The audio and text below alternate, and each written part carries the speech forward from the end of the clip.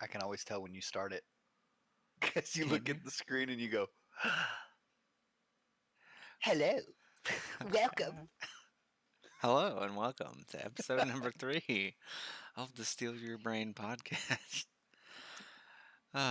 This is the podcast where we steal your brain for about an hour and talk about some things we like to talk about. Yeah, Just as a little rundown of what we do here, we talk about whatever for about an hour and you listen if you for want to about an talk about it. hour. Yeah, for about an hour.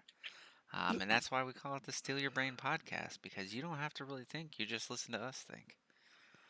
Yeah, Yeah. the majority of what we think about is esports and gaming. That's our primary thoughts.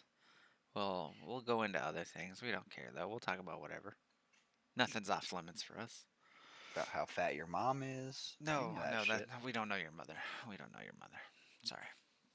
You don't know. I might. He doesn't know your mother.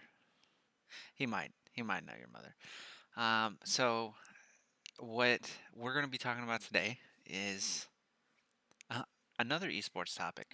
Huh, who knew? Yay! Right now we're going to be talking about transparency in esports, Or the lack thereof.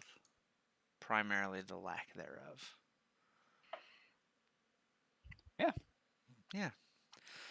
One of the major things that kind of brings this up is right now, anyways. I mean, it's been something that we've talked about for years, going all the way back to like 2013. We kind of originally started talking about this problem, but the current motivation for this conversation is obviously the Tifu and Phase scenario that is currently going down. Yeah. Yeah. That a mix. It's like a mixture of that and there was a tweet that circulated not too long ago from Zexro, basically saying he was like all esports contracts should be public, and I mean it got 4,000 likes. So he went on later to elaborate that he says obviously not the entire contract, but the main parts like salary and whatnot should be, Yeah, because it allows people to know if players are getting paid what they're worth. right. Um, I think yeah, honestly, anything to do with monetary terms in the contract should be public knowledge. What you get from the team, what the team's cut, or like the organization, what the team's cut or what the organization's cut is of any like sponsorship deals and like products, like branding deals. I feel like all of that should be um, definitely upfront and visible for anybody to look at because for like when we originally started looking at this, we some I remember how we got it, but we got a hold of a contract that was dirty. It was absolutely dirty. You remember that contract?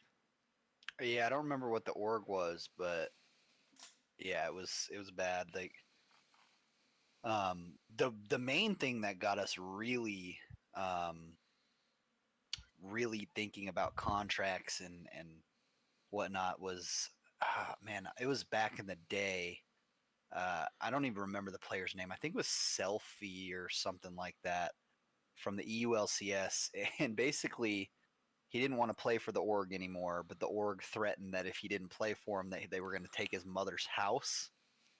And that's when we were like, all right, something's wrong in esports, especially with the contracts, which kind of stemmed us to think about like making a company where we give players an agent where they have two guys that are experienced in looking at contracts and have had their fair share of contracts themselves, and basically like, hey, this is fucked, or hey, this is good.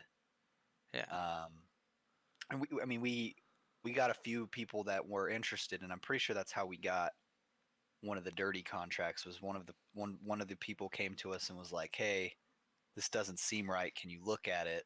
Yeah, and at the time we were kind of just doing things pro bono. We were willing to like we were honestly trying to get our name out there.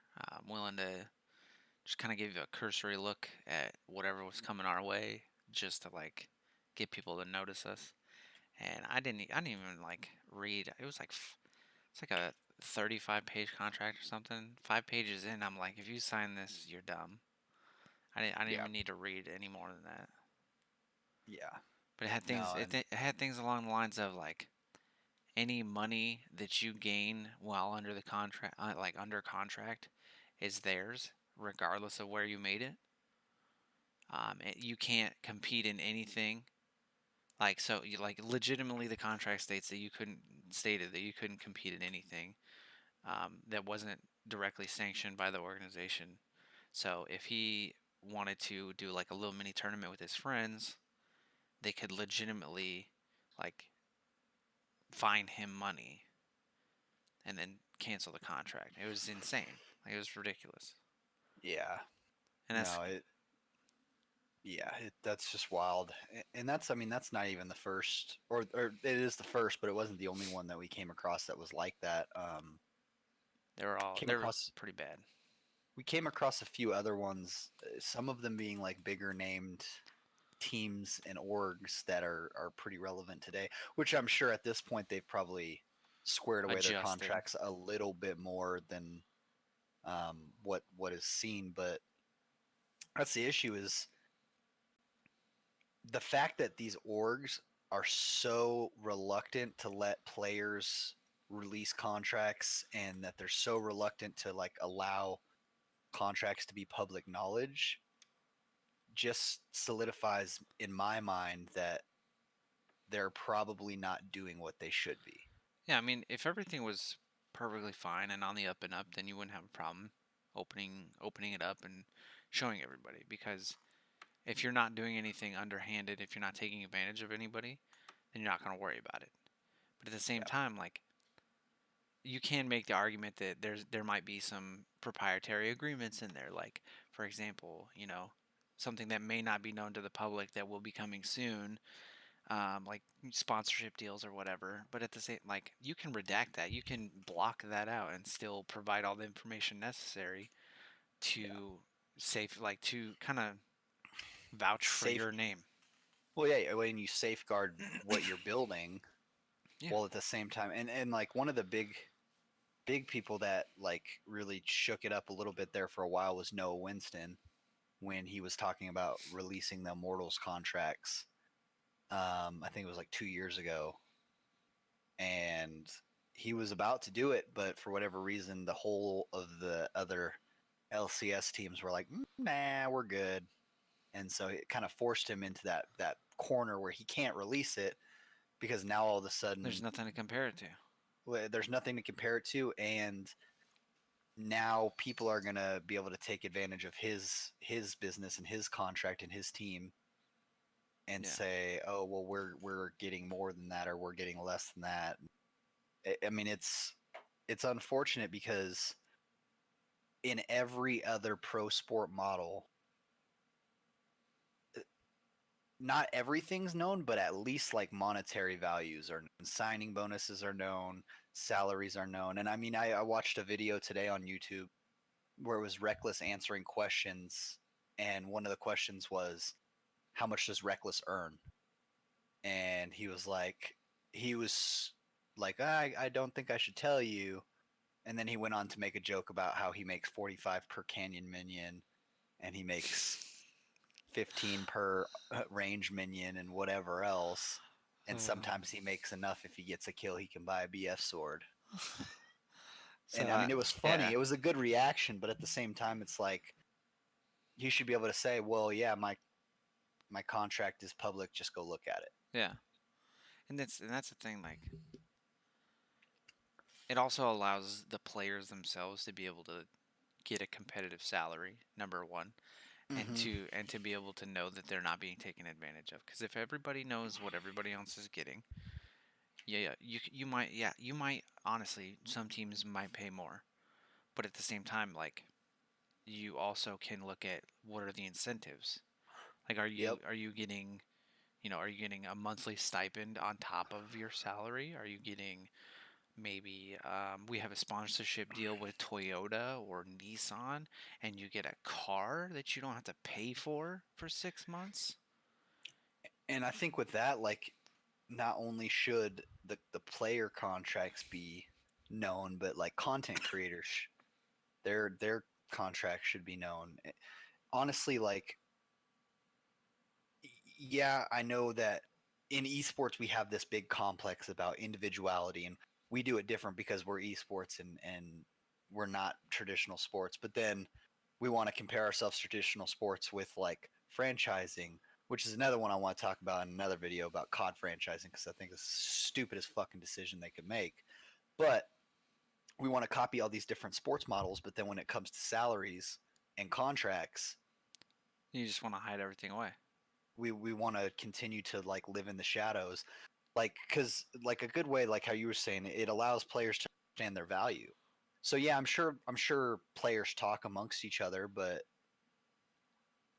But at the who same time, knows? a lot of times they're going to be bragging. They're going to be like, "Hey, I make this amount of money." It may not be true.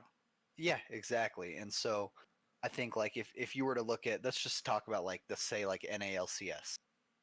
If you're looking at like skill level and then like contracts, so let's say Bjergsen makes $1 million a year. Just, I mean, that's not unfeasible. I'm sure it's probably pretty close to that. But let's say Bjerg makes $1 million a year, and he's the premier mid laner in all of NALCS. Okay, so Jensen should be able to know, like, hey, I bring as much value to the table as Bjergsen does. I want $1 million a year too. And who knows? I mean, Jensen's probably getting paid pretty well because he's on Liquid, but let's say he's only getting paid $500,000 a year. But then you got somebody like Froggen who's making $750,000 a year, but doesn't bring shit to the table. Yeah. And so it allows, like, just the same as it does in the NBA or the NFL, it allows players to, and you're unfocused as a Yeah, I mug see right that. now. It allows players to understand, like, hey, I bring this much value. A good example would be like Odell Beckham Jr. and Antonio Brown. Is that a Like, sports thing?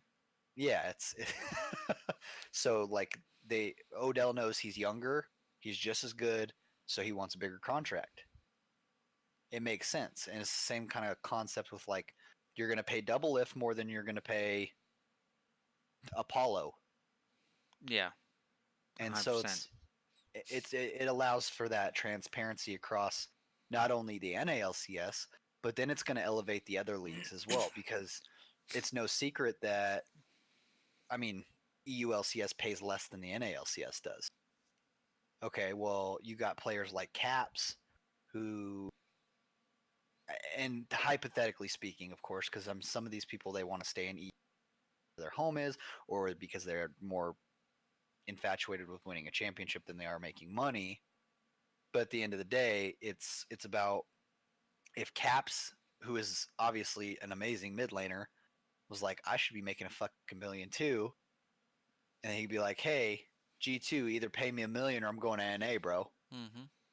And so it brings that transparency across all of the leagues, and it allows, so like it doesn't just stem off of like only LCS, so only League of Legends players, because then you look at like, okay, League of Legends has this base of popularity, and then you got Call of Duty down here, and then Dota's here, and Overwatch is here, so they could know like, oh, I'm a star player in Overwatch, and the star players in League are making $1 million. I should be making 500,000.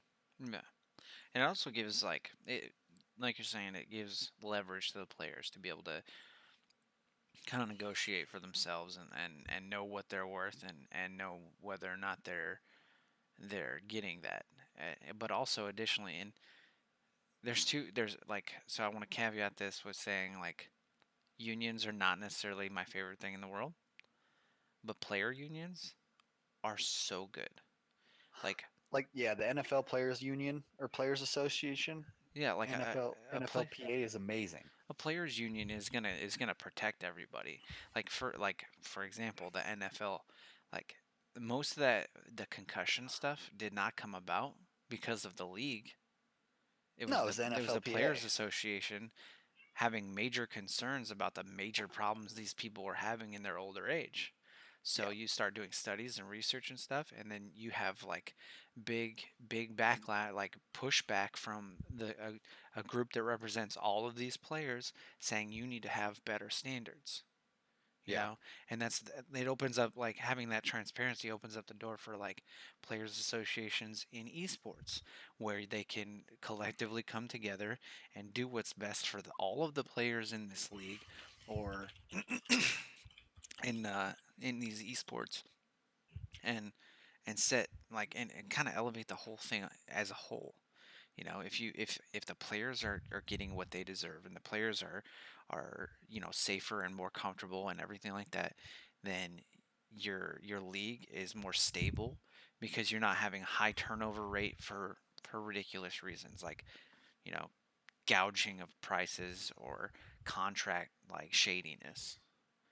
Well, and like the player associations, like LCS has tried to put in a players association, and like I remember watching an interview a while back with where Travis interviewed Double Lift and was like, "How was the Players Association meeting?" And Double Lift was just like, "Oh, it was kind of a waste of time. I almost fell asleep," and everybody else kind of thought it was a waste of time too. And that's where it's like, yeah, Players Association would be great, and I think it's a really good idea, but you got to make sure you have the right people running the Players Association too, and it needs to be somebody that understands that world as well. It can't be somebody off the street that Yeah. Riot hires and is like, "Hey, we're gonna make it look like we care about these people and less about our company." But um, yeah, I think player associations one way that you could go. I honestly I think that when you look at like esports traditionally, you have the opportunity here to drive home an entirely different fan base. Because if you're looking at like, you're probably, in my opinion, you're stagnating the growth of the fan base by not releasing these contracts and not releasing numbers. Because if you're talking about like these kids that, let's use Call of Duty for example. Call of Duty is a fucking huge game. So many people play Call of Duty on a daily basis. But then you think about the esports scene as just like this tiny little speck in the Call of Duty world. But if you're sitting here and you're releasing contracts and people are going, holy shit, Scump makes $150,000 a month. I'm sure it's less than that, but I don't know what the fuck he would make because there's no fucking basis to anything. But if they're going, holy shit, Scump makes $150,000 a month, and I feel like I could be that good if I just fucking grind. Okay, now you got a whole new player base trying to come into the game, so you're increasing the competitiveness of the game, and on top of that, you're increasing the fan base because people are like, why the fuck are these dudes making so much? Like, let me see what this is all about. Yeah. And And that's a lot of what the draw is on professional athletes now. they're millionaires, Yeah, and people people want to people see want that shit. that. People want Yeah, that. Like they like that. They like to see that they have that lavish lifestyle. They like to see that they're playing a game and getting paid millions of dollars to play that game. And that's why they grind so hard in elementary school and high school and college in order to try to be a professional athlete. yep, You're not going to have, like, if you have that, for esports. Now, yeah, like, we do have that to a degree, but nowhere near what you're seeing for, like, what you see for professional, traditional like, sports. yeah, like physical sports. So, like, like you were saying, like, you will literally increase the field of players, the spectatorship, and the skill and the quality of content coming out of it exponentially. Like, right now, Yeah, you're like you said, esports is minute in a lot of these games. The esports scene is minute. It's small. It's tiny compared to the overall player base.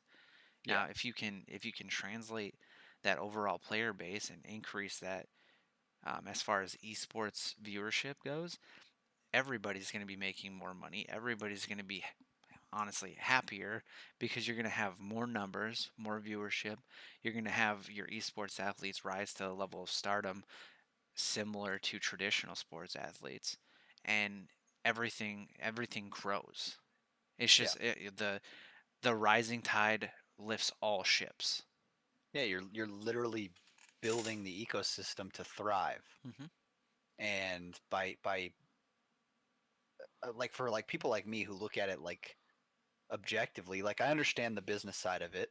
I can see where like as an organization, you're like, I want to keep my shit private because if I can keep paying players less, that benefits me as a business. But at the same time, the salaries need to grow with the esports. And if I'm sure they do to an extent, but at the end of the day, if we're having fucking Series B rounds of $30 million of investment money, pay the damn players and release the damn contracts. Like Yeah. at the end of the day, you have to be transparent. Otherwise, you're literally just stifling a huge fan growth.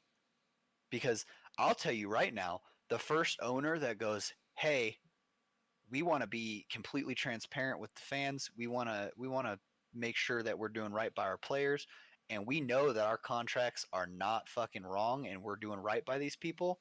We're releasing the shit." I'm a fan immediately. Yeah.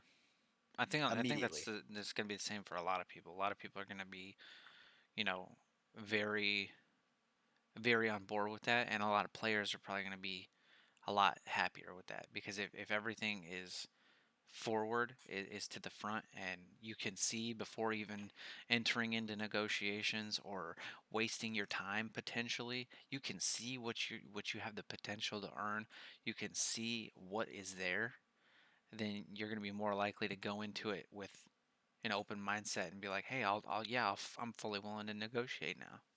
Yeah. Yeah, no, and I think like it would be super beneficial, like the whole situation with like Infinite Esports and the Call of Duty team and Hex and that 70-page contract. Hmm. Like if that shit was public knowledge, because you see like shitty contracts get denied in traditional sports, Hmm. and then if somebody was like, "Hey, this is the bullshit that we fucking got," people are gonna go, "Oh shit, Infinite's fuck, they're trash. Like Yeah. I don't Ain't want nobody anything to playing do for with them." them. Yeah, exactly. So now you're saving players, you're saving other players from going through that, especially like, and it's like another kind of caveat to the whole Tifu thing. These young guys that are just breaking into the scene and they all Hmm. they want to do is play professionally, get paid to do it. They don't care. They don't think about that shit. You're like, I'm a pro gamer now, I'm getting paid to play video games, that's awesome. Oh, I'm not Yeah, gonna read. I don't need to read this. I'm getting paid to play video games. yeah, But you literally just signed away everything you earn. yeah, So that right there becomes a big problem because you do end up taking advantage like of the younger crowd because they will like they're just happy to be alive, happy to be here, happy to play, yeah. and willing to sign anything you put in front of them. And then they get put in a contract that has it's a 3-year contract, and we've seen it recently in Call of Duty with Midnight Esports, where they wanted to sign them to fucking 3-year contracts and didn't want to pay them shit, and like there was all sorts of contract drama. The whole team changed. Only one player stayed, Yeah, their and whole like everybody was mad. Everybody was unhappy with that scenario. Like yeah, if you, and so it's you gotta be transparent, especially like not only does it help the players, but it helps new orgs, it helps existing orgs with, hey, okay, we are new to this. We don't usually we've not had to do contracts and shit like that before, but we want to do right by you guys. I'm sorry that this contract was asked. Let's work on it together. hmm and like you were saying, a new organization can come in and already have a baseline and They understanding can of where they need to be. they can literally structure their contracts after other contract. Hmm. They won't have to guess. They won't have to go through the growing pains of a new organization where they have to sit down and negotiate for months on end to figure out what these players will actually take when they have ready to use, ready to see contracts available to them so they can look at them and create a baseline to move forward. Yeah. No, I mean it's definitely it's kind of disheartening because you don't see anybody trying to make that step forward to break that cycle. Hmm. Nobody seems to want to try to, hey, let's fix this problem that we got. And why do let me ask you a question. Why do you think that these organizations are reluctant? Like what in your mind what makes them reluctant to um, break out of this cycle and be forward facing and open. I'm gonna say it's got to come down to money at the end of the day. Like, and I I don't remember who the interview was with, but I think it was like a year or two ago when all the investors started coming into the League of Legends scene. I think it might have been even Reggie, where they were basically talking about since the investors have come in, they've skyrocketed players' salaries to the point where, like, if you don't have an investor, sorry, there was a fly. I see it. If you don't have if you don't have an investor, then you can't pay the players enough to keep up with the other orgs, and you're literally going to have bottom of the barrel players. Hmm. But I think it all comes down to these organizations trying to continue to stifle what the players are actually worth in order to keep their costs down. Hmm. And like you kind of alluded to is like if you're if you're paying the players more but your contracts are public and you're drawing in a whole nother set of fans who are like, oh shit, hell yeah, like that's a lot of money, I want to try to get in on this, or I want to watch that, I want to experience the fandom and the stardom and all of these other things, the orgs are going to make more money, the more sponsors are going to be brought in. Like it all kind of comes full circle. Whereas like you're just going to, I feel like what they're doing is they're basically sitting back. They're saying, we're just going to keep this shit private and these salaries are going to keep rising, but we're not going to draw any more fans in. The sponsor, we're getting more sponsors, but it's not going to be to the level that it could be. Hmm. I mean, you could bring in all these Fortune 500 companies like fucking crazy. If the fans base could grow a little bit, it could just I think that by releasing these contracts, you're allowing for much more opportunity. Yeah. I have another question for you, Okay. and this one I'm actually more interested in what you have to say about this one because I don't know, I think you might have a decent idea and opinion for this. Like, what do you think that, just as an example, what do you think 3 years from now? Now let's say 5 years from now. 5 years from now, with the same rate of growth as we've had in the past couple of years, League of Legends. This is going to be our example.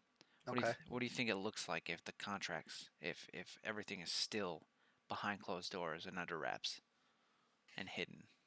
Hmm. I don't think we're gonna see much change, honestly. I think we actually, if we're using League of Legends as an example, in 5 years, I could see viewership dipping and going down. I don't think that you're going to continue to see growth in the game if there's not something that's stemming more fans. Because yeah, it's great they do the new patches every year. They make major changes every season. With the Western team winning a fucking major international event now, that helps with viewership as well. But if we continue to see the same thing over and over again, especially in NA, I'm sure Korea and China they'll stay pretty high on the viewership count and everything like that. Or probably I could see it becoming like a StarCraft situation Mm-hmm. where it literally dies in NA. It's a little bit in EU, and then it's still really popular in Korea and China. Mm-hmm. And I think with the release of like Team Fight Tactics and what's the other one from Dota that just got released? Dota Underlords. Dota Underlords. You got the Fortnite World Cups coming up. People are starting to draw their attention to other games. I mean, WoW Classic. I bet you there'll be events for that. Mm-hmm. People love WoW Classic, and then like it's just a matter of time before the next big game comes out, and everybody's like, oh fuck yeah, Yeah. because if StarCraft's dead, I mean, for the most part, Yeah. and nobody thought that would ever happen. Yeah. It was one of the most popular esports around for a long time. And I think for League especially, Riot is really stifling what could be. if they followed a similar path to what Valve does with the Dota 2 with the international, where it's literally a goal of the fans to make the prize pool bigger than it was the previous year. And they do it. And oh, they do it every year, dude. And so like it's nice to see that Riot has finally adopted something similar to it, but the prize share is not even close to the same as what Valve does with the international. And like I know Riot has said in the past, lose money on the LCS and on our competitive leagues every year. Well, Yeah, let but me you also have $1 billion revenue. yeah, I was just about to say, let me look at what Riot Games annual revenue is. 1.4 billion dollars a year in revenue as of January 19th, 2019. And there's not a chance in hell that they're losing $1.4 billion running like any of the like all the competition. No, especially with like the sponsorships that they've started to bring in with like State Farm and everything like All that. that money coming in? That's No. that's offsetting costs, and then you're looking at like event tickets. I've noticed over time have gotten more expensive, Mm-hmm. and they still sell out these big ass arenas.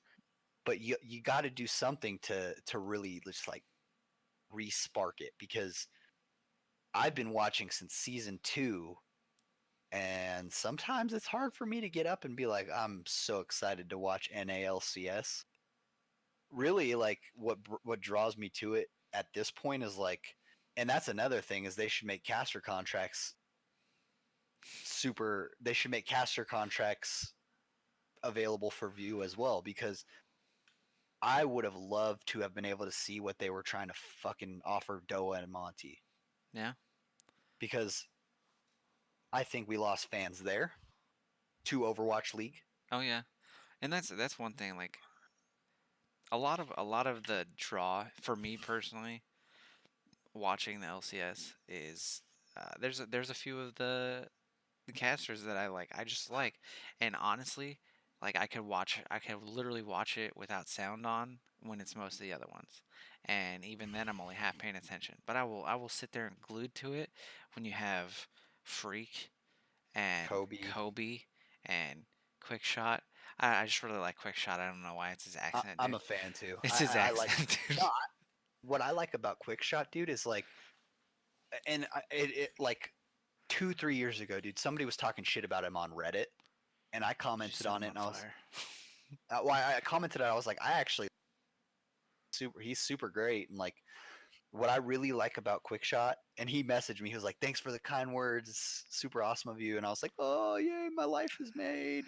But what I really like about Quickshot, dude, is Quickshot is the kind of person that he's so passionate about the game, and he's so passionate about just being there and just loving what he Oh yeah, does, he enjoys it. You can and tell. it comes through the screen, and it just like it grabs your attention, and you're like, oh man, I love watching this because he fucking cares. He genuinely loves Hmm. what he's doing. Whereas like I feel like when I watch Papa Smithy, it's like watching a fucking robot talk. I understand that. Yeah, I feel the same way. I'm not a huge fan of his I don't casting. watch I don't watch Korean League of Legends anymore because I can't handle the casters. Yeah, I used to watch every Korean match when it was the Rain Bros, Doa and Monty. I used to watch every single one. yeah.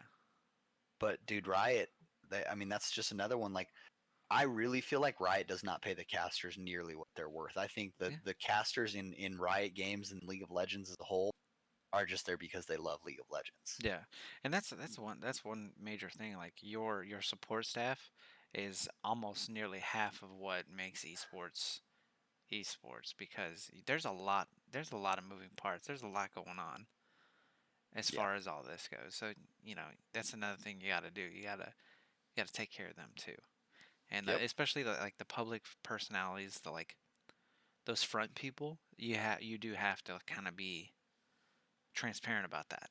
You have to be open about what's going on with them. No, I completely agree. I don't like the fact that like we're literally losing casters to other well, I say to other, we're losing we're talking about esports as a whole, but like I'm super. I've been a League fan for a long time, and it sucks like losing two of my favorite casters to a game that I could care less about. No offense to anybody who likes Overwatch, but Full offense, I hate Overwatch. I actually hate Overwatch. I don't hate it, and I can see the draw to it. But I don't know. It's not my cup of tea. Yeah. Now, I did want to mention that right now there is a players association in Counter Strike as well, and Hmm. they're actively constantly communicating with Valve and with the different tournament organizers um, to negotiate what's happening. Like they try to make sure that they try to put the tournaments, you know, decent times apart because it's impossible for like Counter Strike is an insane esport. They have like a Dude, tournament every month. yeah, they have like a major like It's it. insane. I feel like there was a point in time where it was like there was a major like every week. Yeah, like they have like big events going on on a monthly basis, if not more. Like it's insane. Like I don't that's another like, and I that's why they like were it. talking about I think it's dope. Like the yeah, fact it's that they get to cool, do but like when it's a it major means a bunch. international Yeah, event, you can't like it would be different if it was more like, how like the Call of NFL Duty. is. Well, no, like the NFL cuz you have you have every week or whatever, every other week maybe. Like you play, weekly or a couple times a week, but you can get across the United States in less than a day. Yeah, When it takes you an entire day of travel to get to your next location for a tournament, and you've yeah, been on a plane for 16 hours, that's a problem, and that's what they were. It was on Hex's blog. The Counter Strike team was talking about, what they've been talking to the leagues and Valve about things, and they said they've been making progress with when they do their negotiations, which I think is great, and that's why a players association or a players union is a positive as far as esports goes. Like you need to come together as a group and kind of have your will be heard. yeah. It's got to be a players' association that is for the players though, not for the league. Like Yeah, yeah. Like the Riot one is definitely it's Riot's Players Association. yeah, it seems more like it's more for Riot than it is. It's Riot PR more than it's for like players' well-being. Yeah. So here's another one that I wanna. Speaking of transparency, what do you think of this 12-year-old kid streaming? I think it's dope. You're talking about High Sky, right, from Phase? Yeah. I think number one, good on Phase for seeing the potential in this kid and really like because I mean I don't know like I was watching one of Phases they just where they were doing like picture thing with Blaze and High Sky was in the video and you could tell that they all had toned down the cussing and the dope boy like Yeah. phase the fuck up type shit around him, which I think number one, the phase guys is up. Like I watched their Make a Wish, like they've always been really good about like toning it down when they need to, Hmm. and I really respect that. But I think it's super awesome because I know that his mom is super supportive of it, and he's like his mom's like, oh, I'll sit behind you if that's what you need to do. Yeah. Like, and And that's why he's streaming on YouTube now with his mom behind him because Twitch banned him. Because you have to be. He's 12 years old. His mom is in full support of it.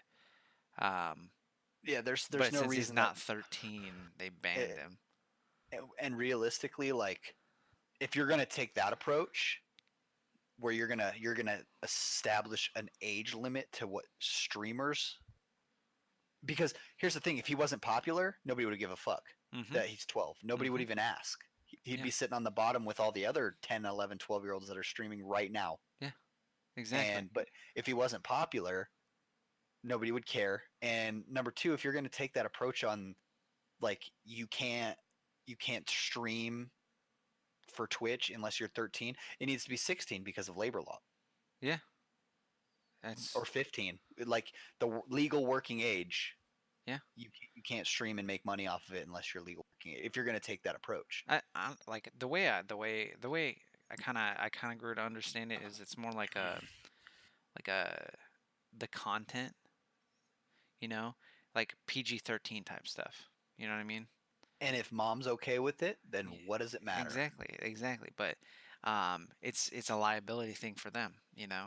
But on top of that, like you have YouTubers who are children with the consent of their parents. Like I'm talking like 10-year-olds Yeah. making YouTube videos with their parents and uploading them on a daily basis, right? I think that if you have your parents' permission, it should not be an issue. You should not be banned for that. You should like that's a major issue. You know what I mean? Yeah. I just wanted to kind of bring that up because that's another transparency thing. Because apparently they were, according to some people, they were misleading the public about his age. I Whatever. mean, whatever. That doesn't bother me. I think it's more of like a, I don't know. It's more of a nuance thing than it is anything I else. think it's people getting mad that they're getting thrashed by a 12-year-old. Yeah, well, and like it's I think a mixture of that and people salty that a 12-year-old's more successful than they are on Hmm. Twitch. Yeah. Yeah, and you can't. I'm not gonna be mad at a kid for being better Hell at no, video games than me, dude. or being a like Better bigger deal, content creator or whatever. right? Dude Here's is the thing, killing it. dude. Dude is killing it. We got 7 views on our last video, Yeah, and I'm hype as fuck about that. Like, right. cool. Exactly. Seven people wanted to hear what the fuck I had to say. Cool. But I don't know. People are always gonna hate, and that's the sad part. Is Why not let the kid be the kid, be him? Let him do his thing. yeah, You know, yeah, and maybe if his mom and dad contacted you and said, "I don't want my kid on here," that's when you take that approach. yeah. No, But I they're fine think with it. to bring it back full circle, man. Like it just you gotta. And a big majority of our discussion of the lack of transparency in esports has been just contracts, really. Like Hmm. release contracts, like Tifu said, release a contract. Yeah, Because at the end of the day, if it's not shady, it's not going to hurt you. yeah. If you're not doing anything wrong, you have nothing to worry about. If you actually care, if you have any kind of like, if you have the best interests of your organization, your people in your organization, and the community that is surrounding your organization, the contract being out there wouldn't be a big deal. It doesn't change anything. It doesn't. Like if you do not have bad intentions, then you should be fine. And if you do have bad intentions, you Well, you should need to be exposed anyways. you should be fixing that up real quick before somebody drops that contract on Twitter, Yeah.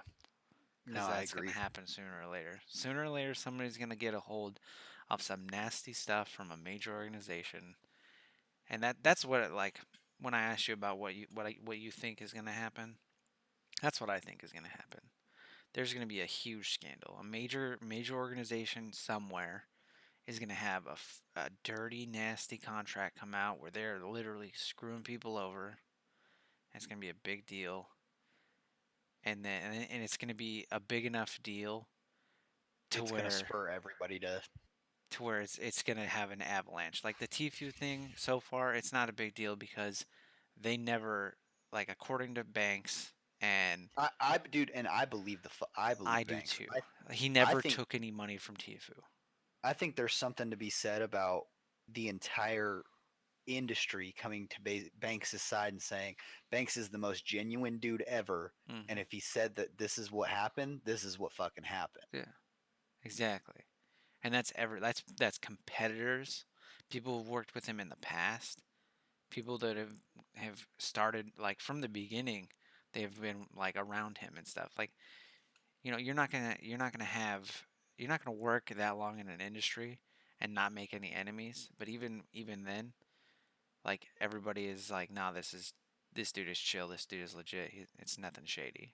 Yeah, and that's where it's like how I was saying, like not just esports players, it needs to be esports content creator or just content creators in general. If like you can even look at like Nick Merckx. Mm-hmm. He said he was promised something and never got it. How the fuck do we know that? Exactly. And on top, like to kind of piggyback on that, to piggyback on your, Well, and before you piggyback, it's like, why would you go from an organization that apparently promised you something to another organization that apparently is fucking over Tifu? yeah, If that's what your motive is, why don't you just stay straight the fuck up? I want to leave 100 Thieves because I want to be a part of FaZe Clan. yeah. And like to be fair, like maybe Nate was like, yo, for real, we can give you 5%. Like I think we can get you 5%. We'll do this, that, and that, the other thing. But when you have major investors involved, like people who are literally putting millions into your company, there's often times where you literally lose control of shares. You are no longer able to give shares. Yeah, Shares are locked without board approval. So you would need board approval to give those shares out.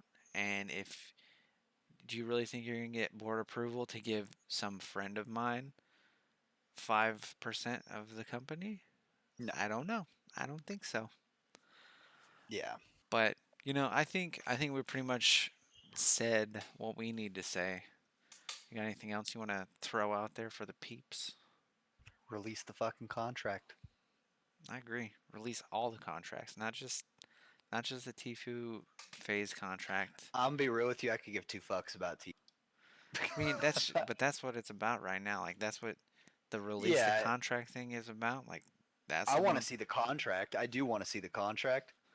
But Yeah, as far as Tifu as a person is I don't concerned, I care, could care less. but I want to see I that contract. I want to I see. am not one of the 80,000 people that watch him on a regular basis. Let's just put it that way. But I do. I want to see that contract. I want to see Phase's contracts with everybody else. I want to see TSM's contracts. I want to see Riot's contracts with their organizations. Yeah, I'd love to see the freaking franchising Yeah, the contracts. franchise contract. I want to see that. So, I want to see the franchise contracts and compare the Overwatch Hey, franchise agreement to the hey, league. Riot, and Blizzard. I will sign a non-disclosure agreement right now if you let me see those contracts. I will literally Yeah, me too. destroy. I will fucking destroy every evidence of it, and I will sign an NDA.